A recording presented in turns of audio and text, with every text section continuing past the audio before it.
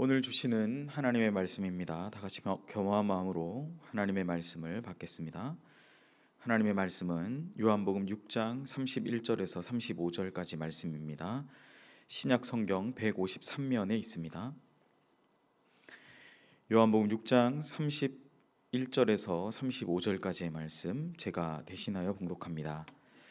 기록된 바 하늘에서 그들에게 떡을 주어 먹게 하였다 함과 같이 우리 조상들은 광야에서 만나를 먹었나이다. 예수께서 이르시되 내가 진실로 진실로 너희에게 이르노니 모세가 너희에게 하늘로부터 떡을 준 것이 아니라 내 아버지께서 너희에게 하늘로부터 참 떡을 주시나니 하나님의 떡은 하늘에서 내려 세상에 생명을 주는 것이라. 그들이 이르되 주여 이 떡을 항상 우리에게 주소서. 예수께서 이르시되 나는 생명의 떡이니 내게 오는 자는 결코 줄이지 아니할 터이요 나를 믿는 자는 영원히 목마르지 아니하리라. 아멘. 오늘 주신 본문의 말씀으로 생명을 주는 것이라 라는 제목의 하나님의 말씀을 증거하겠습니다. 성경을 보면 예수님 주변에는 많은 구경꾼들이 몰렸습니다.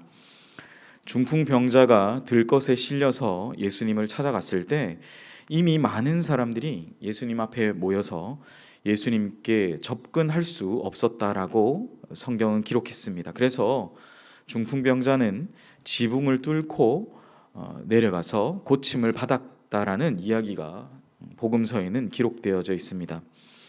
그 많은 사람들은 기적적으로 중풍병자를 낫게 하신 예수님을 보고 놀랐던, 예수님이 하신 것을 보기 위해서 모인 사람들, 즉 구경꾼들과 같은 사람들이었죠.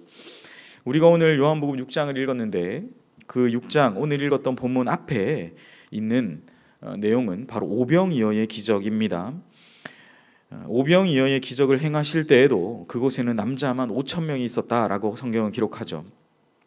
그래서 그곳에 모인 남자 아닌 여자아이나 노인이나 또 여성분들을 포함하면 적어도 10,000명 이상은 되었을 것이다 라는 거예요.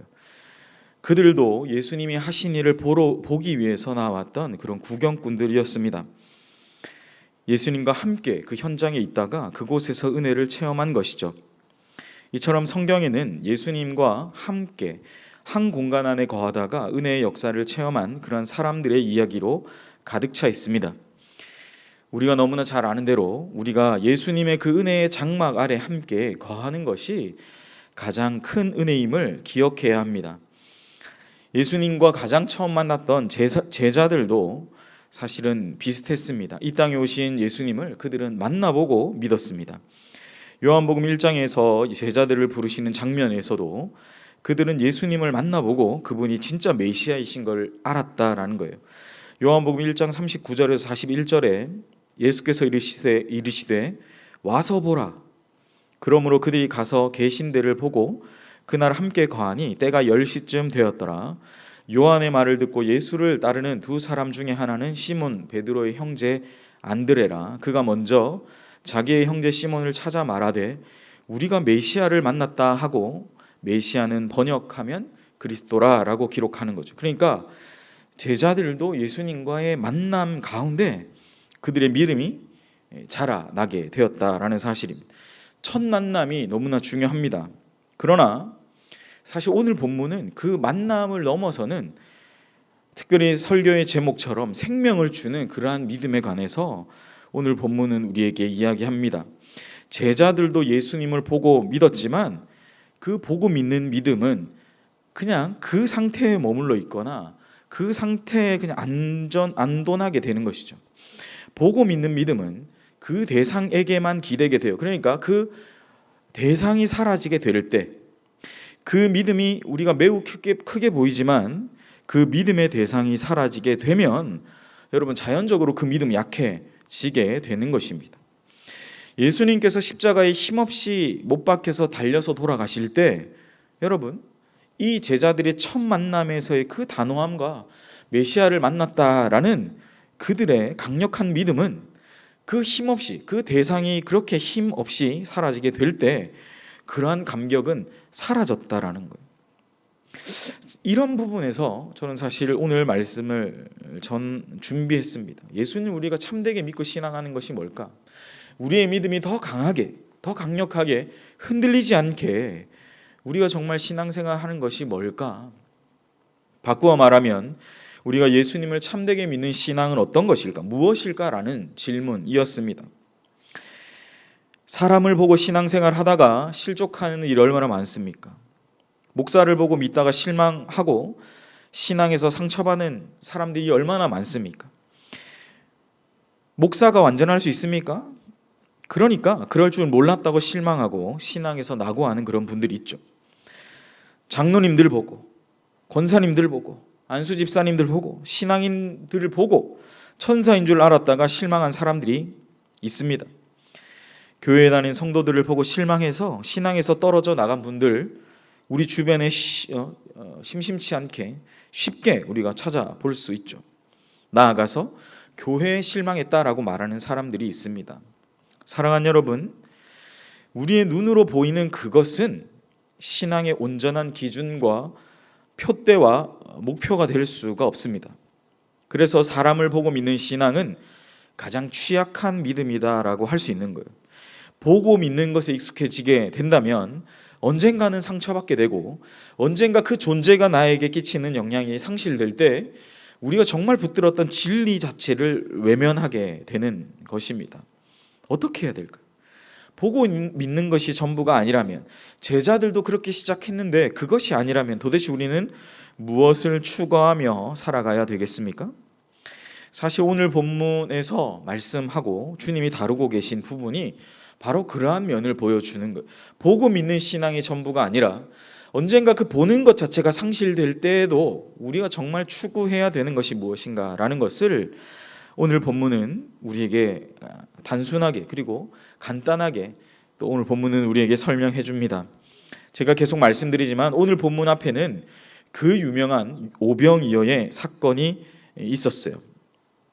그 기적을 경험한 자들이 이제 예수님이라는 그분에게 주목하고 그분을 통해 자기들이 꿈꾸는 역사를 계획해. 그러니까 예수님께만 주목했다면 그것은 문제가 안 되는데 그 예수님에게 주목하면서 그분을 통해서 자기들이 이루려는 그 꿈꾸는 역사를 계획하는 것이 사실 오늘 본문의 문제의 시작이라고 할 수 있습니다. 그래서 여러분, 요한복음 6장 1절부터 나타난 오병이어 이 사건을, 기적적인 사건을 경험하고 그 사건에 대한 그곳에 모인 사람들의 결론에 해당하는, 그것에 모인 사람들의 결론이에요. 6장 15절은 이렇게 말합니다. 그러므로 예수께서 그들이 와서 자기를 억지로 붙들어 임금으로 삼으려는 줄을 아시고 다시 혼자 산으로 떠나가시니라. 그러니까 사람들은 이 오병이어의 결론으로 예수님을 억지로 붙들어서 임금으로 삼으려고 했다라는 거예요. 그런데 뭐예요? 예수님은 그것을 아시고 다시 어떻게 합니까? 혼자 산으로 떠나가셨다라는 거예요. 여기 아주 중요한 키가 있습니다. 오늘 우리가 읽었던 요한복음 6장 31절에서 35절 말씀을 우리가 사실은 이해하기에 가장 중요한 단초가 이러한 것. 그러니까 사람들이 예수님을 믿고 신앙하죠. 그러나 예수님이 정말 원하는 방식이 아니라 자기들이 원하는 계획과 방식으로 신앙생활 하려는 거예요. 뭡니까? 예수님을 억지로 붙들어 임금으로 삼으려는 것. 그런데 그것에 대한 예수님의 답변은 뭐예요? 거절이시죠. 거부하신 것입니다. 다시 혼자 산으로 떠나가시니라 라고 성경은 기록하고 있습니다. 예수님의 사역에 여러 영역에서 이렇게 어떤 세상의 많은 붐비는 가운데 때때로 예수님이 이렇게 혼자 행동하시는 단독적인 모습을 보여주셨어요. 그런데 예수님이 결국 이 사역을 감당하실 때 혼자 다 하시진 않았습니다.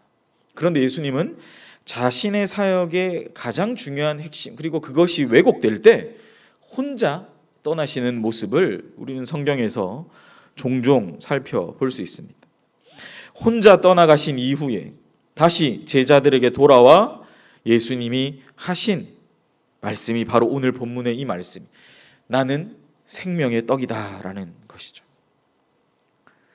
이어진 본문에서 예수님을 자신을 가리켜 생명의 떡이라고 말씀하셨어요. 이스라엘 백성들이 떡이라고 말할 때 가장 먼저 떠올렸을 것은 바로 눈으로 보이는 떡이었을 겁니다. 그 양식 무엇입니까? 출애굽 때에 하늘로부터 내렸던 그 만나입니다. 아마 예수님이 이 생명의 떡이다, 자신을 가리켜 내가 떡이다 라고 말씀하실 때에 그것은, 그들이 아마 뭔가를 떠올렸다면 그것은 바로 이스라엘 역사 가운데 있었던 그 출애굽의 만나 사건이었을 거예요. 그런데 예수님은 이제 오병이어 사건과 또 출애굽의 만나를 떠올리는 그 이스라엘 백성들의 그 제자들에게 말씀하십니다. 자기 자신을 가리켜 생명의 떡이다. 이것의 진정한 의미는 그와 같이 보이는 음식, 너희들이 눈으로 보는 그 보이는 음식이 아니라 하늘로부터 주어지는 참된 양식에 관한 말씀이라는 것이죠. 오늘 32절에도 그 얘기를 하시죠. 예수께서 이르시되 내가 진실로 진실로 너희에게 이르노니 모세가 너희에게 하늘로부터 떡을 준 것이 아니라 내 아버지께서 너희에게 하늘로부터 참떡을 주신다라는 거예요. 이 참떡, 모세가 준 그 만나는 나를 보여주는 것이고, 모세는 나를 보지 못했기 때문에 하나님이 결국 보여주실 참떡이 바로 예수님 자기 자신이다라는 거예요. 참된 양식이 바로 예수님 자기 자신이다라는 사실입니다. 그래서 예수님께로 나아가는 누구든지 줄이지 않고 영원히 목마르지 않을 것이다 라고 했습니다. 영원히 목마르지 않는다, 영원히 줄이지 않는다, 그것은 바로 그 우리 신앙인들이 가지게 되는 가장 주요한 이 세상의 관점이 아니라 하나님의 관점, 바꾸어 말하면 영적인 관점이라고 할 수 있겠죠. 그 영적인 관점에서 우리가 줄이지 않고 영원히 목마르지 않을 것이다 라는 약속의 말씀이죠.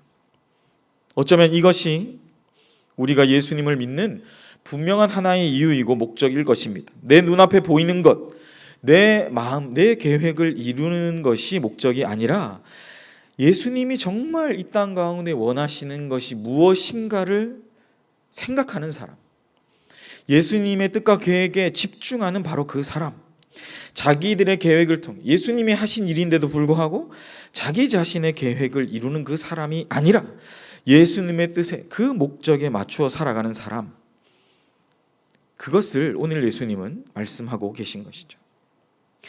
이 목적이 분명하다면 여러분, 우리가 사람들 때문에 상처받고 낙오되는 일은 점점 사라지게 될 것입니다. 오늘날 신앙이 사람들 때문에 흔들려요. 예수 믿는 것 때문에 흔들리는 것이 아니라 사람들 때문에, 저 사람이 정말 예수 믿는 사람이야? 사람들 때문에 흔들리는 거죠. 눈에 보이지 않아서 흔들리죠. 내 기준에 충족되지 않아서 흔들리죠. 교회 안에서 누가 보기 싫으면 교회 다니고 싶지 않다라는 말을 우리 너무나 쉽게 하는 시대입니다. 사람들은 보여지느냐에 관심을 갖는데 영적인 문제에는 관심이 없죠. 예수님은 생명의 떡, 참떡에 관한 이야기를 하지만 그들은 실제로 출애굽 때에 주어졌던 그 떡에만 관심이 있었어요. 참 불행한 일입니다. 자신의 기준에, 자신의 눈에 만족되지 않으면 만족하지 못하는 것. 모두가 허상을 쫓고 사느라 정신없이 살아가는 것입니다. 사랑하는 여러분, 허상이 아니라 진리, 진정한 본질을 추구하며 살아가는 은혜가 있으시기를 예수님의 이름으로 간절히 소원합니다. 예수님은 그래서 나는 생명의 떡이라고 말씀하셨어요. 내가 기준이다라는 겁니다. 실망한, 눈으로 보여지는 것에 실망하고 낙심하고 낙오하는 것이 아니라 날마다 생명의 떡이신 그 예수로, 그 예수님을 먹으며 살아가는, 그것이 바로 진정한 성도, 예수님을 따르는 자들이다라는 것이죠. 예수님으로 인해 힘이 나고 용기가 주어지고 쉼이 주어지고 은혜가 주어지는 것. 사랑하는 여러분, 매 순간 생명 되신 예수님으로 살아가시기를 축복합니다. 성령께서 강하게 인도하시는 그런 도움을 받는 그런 삶을 살아가시는 저와 여러분 되시기를 축복합니다. 그것이 바로 오늘 본문이 말씀하시는 생명으로 인도하는 그러한 은혜가 우리의 삶 가운데 가득하게 되는 믿음의 원리인 줄 믿습니다.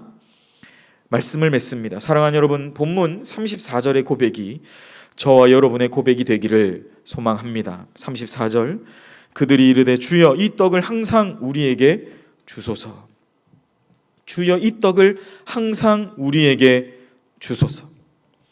오늘 본문의 표현대로 생명 되신 예수님을 항상 누리는 남은 한 주간 되시기를 바랍니다. 오병이어라는 그 사건 나타난 결과가 아니라 여러분 예수님 생명의 떡 그 자체입니다. 예수님이 없는 사람은 두려움에 떨 것이고 원망 불평하는 삶을 살 것이고 누구 때문에 라는 말을 하며 살아가실 것입니다. 그러나 예수님을 소유하고 계신 그분들은 바로 그 예수님이 주시는 하늘의 양식, 하나님으로부터 주어지는 참된 떡을 받아 누리는 그러한 은혜의 삶을 살아가게 될 것입니다. 오늘날 참으로 코로나 때문에 또 많은 상황들 때문에 어지러운 이 종말의 시간에 더욱 당당할 수 있는 그 사람이 바로 진정한 신앙인입니다. 그런 저와 여러분이 승리자입니다. 우리는 그런 신앙인으로 살아가야 합니다. 기도하겠습니다. 사랑과 은혜의 하나님, 생명으로 인도하는 문은 좁고 협착하다고 했습니다. 어쩌면 제자들마저도 그리고 오병이어의 기적을 체험했던 그 사람들도 은혜의 현장에 있었지만 정말 주님을 만났다라고 고백하는 사람들이 있었는지 모르겠지만 한번 물어보아야 할 것입니다. 내가 정말 예수님의 그 뜻에 부합하며 살아가고 있는지.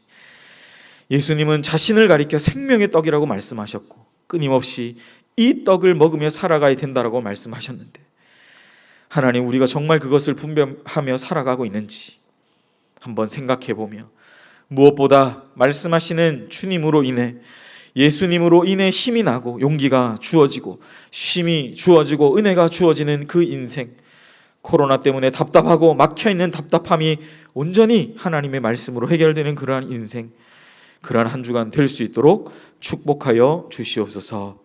감사드리며 이 모든 말씀 예수님의 이름으로 기도하옵나이다. 아멘.